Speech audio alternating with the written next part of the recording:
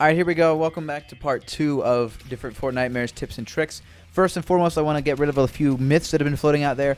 No wins count as actual wins. No matter if you do FortniteMares solo, FortniteMares duos, FortniteMares squads, all of these count as LTMs, and not one of them will give you a real win. That being said, they will give you LTM wins. If you win in any of these modes, Nightmare Royale or Victory Royale, it will count as an LTM win. If you are the last human alive and then you die to the ghosts, you will actually get 2 LTM wins. However, these are not calculated on Fortnite Tracker. This is only calculated by the in-game career setting. The next myth that I want to debunk, I've heard tons and tons of YouTubers say this. They say that the crossbows are back and the drum gun is back, and they both do extra damage to ghosts. Now, while this is true, the crossbows are back and they will drop from some of the henchmen as well as green RPGs from other henchmen.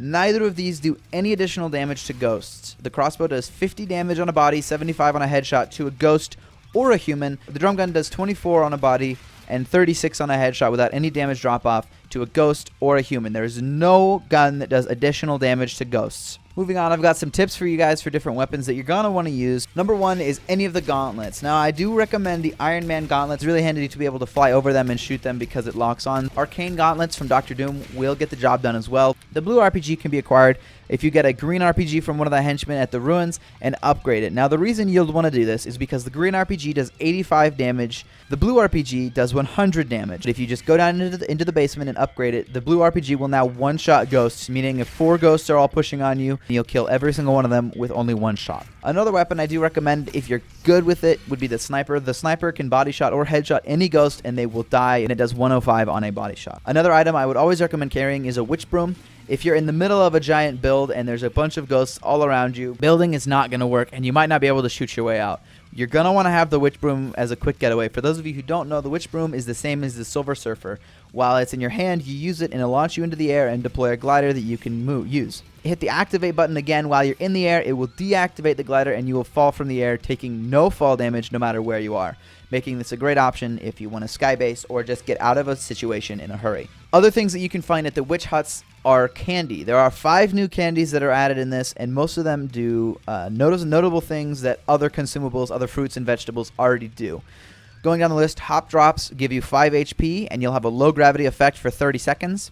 Thermal Taffy gives you 5 HP and thermal vision for 30 seconds, the same as the thermal fish that you can get. And I will say the thermal vision is very helpful when the storm is really thick and it's hard to see anybody, because it will show you ghosts and humans alike. Or the thermal vision does not show you ghosts while they're invisible. So just because you don't see something there doesn't mean there isn't ghosts there. Remember, if ghost stands completely still, they turn completely invisible. Moving right along the list, the third candy that's been added is the Peppermint. It restores 5 HP and you run faster for 45 seconds. Jelly Beans gives you 10 shield instantly, and candy corns give you 10 HP over time. Now, these do stack. If you need 30 HP and you eat 3 candy corn all within half a second, you will regen the full 30. A few more tips that I will say if you are a survivor trying to deal with ghosts is stay in open areas. Now, while a typical situation is you're going to want to box up to protect yourself from other players, you're not going to want to box up to deal with zombies. All it takes is one simple phase. Now they're in your box, and every time they hit you, it pushes you back against your wall. You will have a very difficult time breaking out of there. Do not box up unless you absolutely have to because of other players.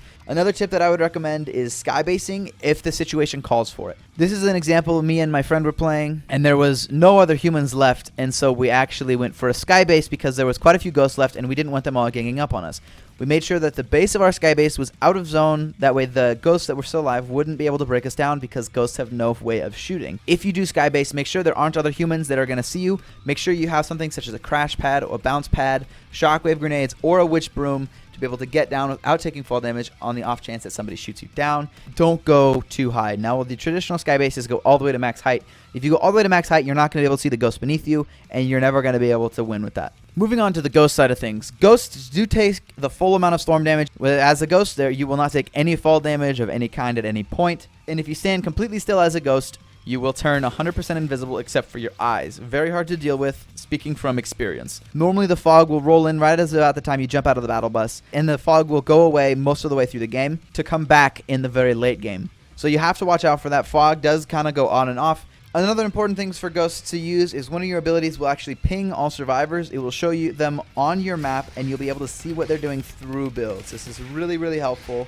Kills as ghosts do count as real kills, so even though you've died, you can still get a couple more kills before you are finally eliminated or win. For the last tip, I would like to just reiterate, no wins in this mode count. All of FortniteMares events are LTMs, and not one of them will count. I've tried it in solos, I've tried it in duos, and I can't imagine it would be different in squads. I've heard a lot of different YouTubers say the solo ones count. A lot of different YouTubers say the squad ones count. It is not true. All FortniteMares are LTMs and LTMs only. If you're looking to pad your solo stats, Arena's going to have to be the only place that you can do that right now.